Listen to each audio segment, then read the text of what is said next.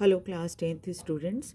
आज हम लोग हिस्ट्री चैप्टर 1 का 4.3 पार्ट जो है इसको पढ़ेंगे और इस टॉपिक का नाम है the strange case of Britain. देखिए, the model of the nation और the nation state some scholars argued is Britain. ऐसा माना जाता है कि कुछ विद्वान ये मानते हैं कि नेशन स्टेट या राष्ट्र बनाने में यूरोपियन कंट्रीज़ ने ग्रेट ब्रिटेन के मॉडल को फॉलो किया। In Britain the formation of nation state was not the result of a sudden upheaval और रिवोल्यूशन। ब्रिटेन में जो क्रांति आई थी वो अचानक किसी उथल पुथल के कारण या फिर जो एक क्रांति होती है उसकी वजह से नहीं आई थी। ये एक लंबी there was no British nation prior to 18th century। और कहा जाता है कि 18वीं शताब्दी से पहले ब्रिटेन कोई नेशन या राष्ट्र के रूप में नहीं जाना जाता था, है ना। ब्रिटेन को कोई राष्ट्र के रूप में नहीं जानता था, बल्कि क्या था, यहाँ ये एक ब्रिटिश आइजल में रहने वाले लोगों की आइडेंटिटी जो थी वो एथनिक थी और इसमें इंग्लिश, वेल्श, स्कॉट और आयरिश लोग रहते थे। ब्रिटिश आइजल यानी कि ब्रिटिश द्वीप जो है वो। और इन सभी की ये सभी एथनिक ग्रुप थे और इनका सबका अपना कल्चर था और अपना पॉलिटिकल ट्रेडिशन भी था। लेकिन फिर धीरे धीरे इंग्लिश राष्ट्र जो था उसकी धन संपत्ति बढ़ने लग गई और इसके साथ ही इम्पोर्टेंस और पावर भी बढ़ने लग गए। यानी कि इंग्लिश लोग जो थे, इस ग्रुप में जो इंग्लिश लोग थे वो धीरे धीरे करके क्या हो गए, ताकतवर होने लगे। काफ़ी धन इन्होंने कमा लिया। एक बार पैसा आता है तो क्या होता है, पावर भी अपने आप आ जाती है। तो वही हाल यहाँ भी इंग्लैंड का भी था। और इसी वजह से उन्होंने ब्रिटिश आइजल में रहने वाले वेल्श, स्कॉट और आयरिश सब पर प्रभाव डालना शुरू कर दिया। इंग्लिश पार्लियामेंट जिसने इंग्लिश मोनार्की से अब उसकी पावर को छीन ली थी 1688 में, लंबे विवाद के बाद वे एक साधन बने जिसकी मदद से ब्रिटेन को एक राष्ट्र बनाया जाना था जिसके केंद्र में इंग्लैंड था। यानी कि वो एक ब्रिटिश, जब उन्होंने इंग्लिश मोनार्क से उनकी पावर 1688 में ले ली थी तो उसके बाद क्या है, पार्लियामेंट के थ्रू ब्रिटेन का काम चलता था। और उनका काम यही था कि किसी तरह से इंग्लिश या अंग्रेज जो हैं या इंग्लैंड में रहने वाले लोग जो हैं वो क्या करें, वो सेंटर में हों ताकि वो सबसे ताकतवर दिखें। फिर 1707 में ब्रिटेन और स्कॉटलैंड के बीच एक एक्ट ऑफ यूनियन हुआ। ब्रिटेन और स्कॉटलैंड के बीच में एक एक्ट ऑफ यूनियन हुआ और उसके बाद क्या हुआ कि United kingdom of great Britain की स्थापना हुई। यानी कि यूनाइटेड किंगडम, पहले इनको ब्रिटिश आइजल कहा जाता था। अब इसका नाम जब स्कॉटलैंड के साथ इसकी संधि हो गई या एक्ट ऑफ यूनियन हो गया तो उसके बाद इसको United kingdom of great Britain कहा जाने लगा। फिर इस आइजल को United kingdom of great Britain कहा जाने लगा। इसके बाद इंग्लैंड ने स्कॉटलैंड के ऊपर अपना प्रभाव थोपना शुरू किया। जैसे ही ये United kingdom of great Britain बना तो उसके बाद से ये जो इंग्लैंड थे, अंग्रेज़ जो थे या इंग्लैंड जिसको हम कहते हैं, वो इंग्लैंड ने क्या किया, जो स्कॉटलैंड के लोग थे उनके ऊपर अपना प्रभाव दिखाना शुरू कर दिया और ये दिखाने लगे कि भाई हम बहुत ताकतवर हैं। ब्रिटिश पार्लियामेंट में इंग्लिश मेंबर्स की संख्या ज़्यादा थी और स्वाभाविक है कि पार्लियामेंट जो था वो लंदन में था, इसमें इंग्लिश लोगों की इंग्लिश रिप्रेजेंटेटिव्स की संख्या ज़्यादा थी और उनके लिए ये काम बहुत आसान था करना, क्योंकि जब पार्लियामेंट में आपकी संख्या ज़्यादा होती है तो मेजॉरिटी में आप होते हैं, तो कोई भी बिल या कोई भी कानून पास करना कोई बहुत मुश्किल काम नहीं होता। और यही काम ब्रिटेन ने यहाँ करना शुरू कर दिया, इंग्लैंड ने ये काम करना शुरू कर दिया, इसलिए उनके लिए ये काम तो बहुत ही आसान हो गया था। जब ब्रिटिश आइडेंटिटी बढ़ने लगी, तब स्वाभाविक है कि स्कॉटलैंड का खास कल्चर और उनकी पॉलिटिकल इंस्टीट्यूशन को एक व्यवस्थित तरीके से दबाया जाने लगा। इन इंग्लिश लोगों ने क्या किया, स्कॉटलैंड की आइडेंटिटी को धीरे धीरे करके ख़त्म करना शुरू किया। सिस्टमेटिकली सप्रेस्ड, आप देख सकते हैं लिखा हुआ है सिस्टमेटिकली सप्रेस्ड, बड़े सिस्टमेटिक तरीके से उसको दबाना उन्होंने शुरू कर दिया। वहाँ पर स्कॉटलैंड में कैथोलिक क्लैन वाले या कबीला जो होता है, क्लैन कहते हैं कबीले को, तो कैथोलिक कबीले के जो लोग थे वो स्कॉटिश हाईलैंड में रहते थे और उन पर तो बहुत ही भयानक दमन चक्र चलाया इंग्लैंड ने। और उनकी जब भी वो अपनी इंडिपेंडेंट आइडेंटिटी को शो करने की कोशिश करते थे, असर्ट करने की कोशिश करते थे, तो उसको दबा दिया जाता था। और फिर क्या हुआ, धीरे धीरे उनको ये कहा जाने लगा कि आप जो है अपने यहाँ गेलिक भाषा बोलते हो।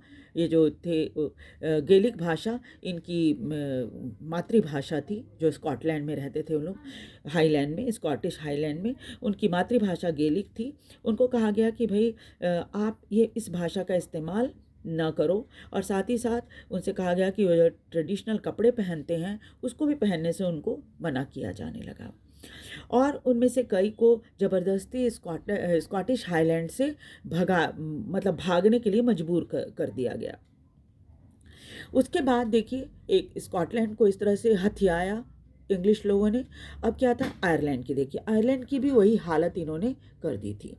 आयरलैंड को भी एक ऐसी ही सिचुएशन का सामना करना पड़ा। आयरलैंड दो ग्रुप में बटा हुआ था। आयरलैंड में दोनों कैथोलिक और प्रोटेस्टेंट दोनों रहते थे। आपको पता ही है क्रिश्चियन धर्म में दो सब ग्रुप हैं, एक को कैथोलिक और दूसरे को प्रोटेस्टेंट कहा जाता है। तो क्या हुआ कि कैथोलिक और प्रोटेस्टेंट जो कि आयरलैंड में रहते थे, इनमें क्या था, कैथोलिक लोगों की संख्या बहुत ज़्यादा थी। जब भी कैथोलिक विद्रोह करते थे, ब्रिटिश डोमिनेंस के कारण क्या होता था, उसको दबा दिया जाता था। जब वुल्फ टोन और उनका ग्रुप, जिसे यूनाइटेड आयरिशमैन कहा जाता था, 1798 में विद्रोह में नाकामयाब हो गया, तो आयरलैंड को ज़बरदस्ती 1801 में यूनाइटेड किंगडम में शामिल कर लिया गया। एक नया ब्रिटिश नेशन बन रहा था जिसमें इंग्लिश कल्चर काफ़ी डोमिनेंट थी। अब जो नया ब्रिटेन बना था उसके नए सिंबल बनाए गए, जैसे ब्रिटिश फ्लैग, जिसे यूनियन जैक कहा जाता है। फिर उनका जो नेशनल एंथम था, God save our noble king, वो बना। और फिर इंग्लिश लैंग्वेज को काफ़ी बढ़ावा दिया गया। और इस तरह से पुराने राष्ट्र जैसे वेल्श, स्कॉटलैंड, आयरलैंड, ये इंग्लैंड के सबऑर्डिनेट पार्टनर बने। सबऑर्डिनेट मतलब आप समझते ही होंगे, सबऑर्डिनेट का मतलब होता है कि आप हमारे अधीन हैं, मतलब हमारे नीचे काम कर रहे हैं। ठीक है, तो इस तरह से क्या है कि धीरे धीरे करके इंग्लिश जो थे वो बहुत डोमिनेंट हो गए थे। अब देखिए उसके बाद है विजुअलाइजिंग द नेशन। इसका क्या मतलब होता है, ये कैसे यानी कि एक राष्ट्र को कैसे दिखाया जाए। आप जानते हैं कि राष्ट्र तो एक काल्पनिक चीज़ है ना, वो तो कोई मूर्त रूप है नहीं उसका, तो उसको कैसे दिखाया जाए, ये है आपका चैप्टर 6। ठीक है, टॉपिक 5 है, सॉरी टॉपिक 5 है। चलिए देखते हैं इसमें क्या क्या बातें कही गई हैं। किसी रूलर को रिप्रेजेंट करने के लिए करना तो बहुत ही आसान होता है ना, कि आप उसका पोर्ट्रेट बना दीजिए या उसका चित्र बना लीजिए और फिर लोगों को दिखा दीजिए कि भाई ये हमारे एम्परर हैं या रूलर हैं। लेकिन एक राष्ट्र का फेस आप कैसे दिखाएंगे, है ना। राष्ट्र तो एक काल्पनिक चीज़ है, तो वैसे में राष्ट्र को कोई जीवित चीज़ तो है नहीं कि उसको आप उसका चित्र बना के आप दिखा सकते हैं लोगों को। फिर 18th और 19th सेंचुरी में कलाकारों ने एक तरीका निकाला राष्ट्र को दिखाने का। वो था नेशन का पर्सोनिफिकेशन कर दो। पर्सोनिफिकेशन मतलब एक इंसान के रूप में, जीवित चीज़ के रूप में उनको दिखाओ। पर्सोनिफिकेशन आप समझते ही हैं, इसमें किसी भी मृत चीज़ को जो होता है उसको जीवित रूप में दिखाया जाता है। जैसे आप देखिए, उदाहरण के लिए कई बार आपने पढ़ा होगा फूल मुस्कुरा रहे हैं, तो फूल तो सचमुच में तो मुस्कुराते नहीं, हंसते नहीं हैं, लेकिन उनका पर्सोनिफिकेशन कर दिया गया है और उनको एक इंसान की तरह हंसता हुआ बता रहे हैं। कोई भी जो कवि होते हैं या लेखक होते हैं वो लोग इस तरह से दिखाते हैं। उसी तरह से राष्ट्र को भी पर्सोनिफाई कर दिया गया और उसका चित्र एक महिला के रूप में दिखाया गया। जैसे हमारे देश में भी भारत को भारत माता के रूप में दिखाया जाता है, क्योंकि हम जिस देश में रहते हैं उसे हम मदरलैंड बोलते हैं, इसलिए उसको मातृभूमि या भारत माता का नाम दिया गया। नेशन को फीमेल फॉर्म में दिखाना एक सिंबल है जी, उसका किसी महिला विशेष से कोई लेन देन नहीं। अगर किसी से चेहरा मिलता भी है तो वो एक कोइंसिडेंस की बात होगी। वास्तव में किसी खास महिला की वो फ़ोटो नहीं होती, वह काल्पनिक एक फ़ोटो होती है।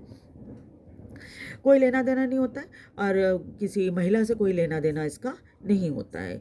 ये सिर्फ राष्ट्र को एक कॉन्क्रीट फॉर्म में दिखाने के लिए किया जाता है और इस तरह से एक फीमेल फिगर नेशन के लिए एलिगरी या दृष्टांत बन गई थी। आपने पढ़ा ही है कि फ्रेंच रिवॉल्यूशन के दौरान, जब फ्रेंच रिवॉल्यूशन हुआ था तो आर्टिस्ट लोगों ने क्या किया था, एक फीमेल एलिगरी का इस्तेमाल किया था। जैसे आपको पता ही है, लिबर्टी, जस्टिस, रिपब्लिक, इन सबको महिलाओं के रूप में रिप्रेजेंट किया गया था। फ्रांस में जिस राष्ट्र जिसे राष्ट्र का रिप्रेजेंटेटिव माना गया उसे मरियान कहा जाता है। मरियान का नाम दिया, जैसे हमारे यहाँ भारत माता होती है, फ्रांस में इनको मरियान कहा जाता है। जर्मनी में इसे जर्मेनिया कहा जाता है। आज भी जस्टिस को एक महिला के रूप में रिप्रेजेंट किया जाता है, जिसके आंखों पर पट्टी बंधी होती है और हाथ में तराजू होता है। लिबर्टी को एक रेड कैप लगाई हुई महिला के रूप में दिखाया जाता है, जिसके शरीर पर टूटे हुए चेन होते हैं, जो कि ये दिखाते हैं कि जो जिस बंधन से उसे बांधा गया था, अब क्या था, वो तोड़ दिया गया है ना। ब्रोकन चेन दिखाते हैं उसके महिला के सॉरी लिबर्टी की जो फोटो होती है उस पर ब्रोकन चेन दिखाया जाता है।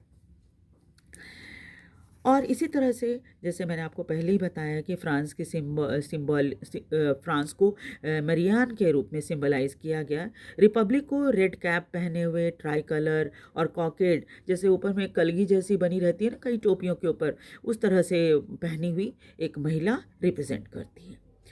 और इन सभी की फ़ोटो को क्या किया जाता था कि पब्लिक स्क्वायर या चौराहों पे लगाया जाता था। मरियान की स्टैच्यू भी चौराहे पे लगाई गई थी ताकि लोग याद रखें कि ये हमारी एकता का प्रतीक है और लोगों को उससे अपने आप को आइडेंटिफाई करने के लिए कहा गया कि भाई देखो, ये हमारी राष्ट्र की प्रतीक हैं। उससे अपने आप को आइडेंटिफाई करने के लिए करना आसान था, क्योंकि वो एक स्टैच्यू के रूप में थी। मरियान की इमेज को कॉइन और स्टैम्प पर भी लगाया गया ताकि उसकी इम्पोर्टेंस को दिखाया जा सके। जर्मन नेशन को रिप्रेजेंट करने वाली जर्मेनिया को ओक लीव्स का क्राउन पहनाया गया था, क्योंकि जर्मन ओक को हीरोइज्म का प्रतीक माना जाता है। ठीक है, आप देखिए कि यहाँ पर ये जो पिक्चर आप देख रहे हैं, ये जर्मेनिया की पिक्चर है और ये देखिए इसके सिर पर जो ताज है वो क्या है, वो ओक के कांटों का है, पत्तियों का है। कांटे और पत्तियाँ सारी चीज़ें होती हैं उसमें। ओक लीव्स पत्तियों का जो होता है, वो कांटे नहीं, पत्तियाँ जो होती हैं उसका ताज इसको पहनाया गया है। और यहाँ देखिए जो मरियान है, उनको मरियान के चित्र को एक स्टैम्प पे दिखाया गया। उसी तरह से क्या होता था, ये फ़ोटो इनकी कॉइन में भी छापी जाती थी, है ना, ताकि लोगों को इनकी इम्पोर्टेंस का पता चले। तो नेक्स्ट क्लास में हम लोग जो है वो यहाँ भी देखिए कई तस्वीरें आपकी बुक में बनी हुई हैं। ये देखिए जर्मेनिया को दिखाया गया है जो कि रक्षा कर रही है देश की। है ना। इसके साथ ही साथ क्या है, यहाँ पर नेक्स्ट पार्ट जो है, लास्ट पार्ट है इस चैप्टर का, नेशनलिज्म एंड इम्पीरियलिज्म, टॉपिक 6 है ये। इसको मैं नेक्स्ट क्लास में करूँगी। और उसके बाद जैसा मैंने आपको बोला था कि कुछ MCQ जो है वो तैयार करके मैं आपको दिखाऊंगी। और आप उसके, मैं उसमें ऑप्शन ज़्यादा नहीं दूंगी, सिर्फ एक क्वेश्चन और उसके साथ उसके आंसर रहेंगे, ठीक है। तो आपको ये वीडियो कैसा लग रहा है ये आप जो मुझे ज़रूर बताएं, और साथ ही साथ कमेंट करें, लाइक और सब्सक्राइब भी ज़रूर करें। इससे क्या होता है कि मैं वीडियो बनाती हूँ तो मेरा मोटिवेशन बना रहेगा। Thank you.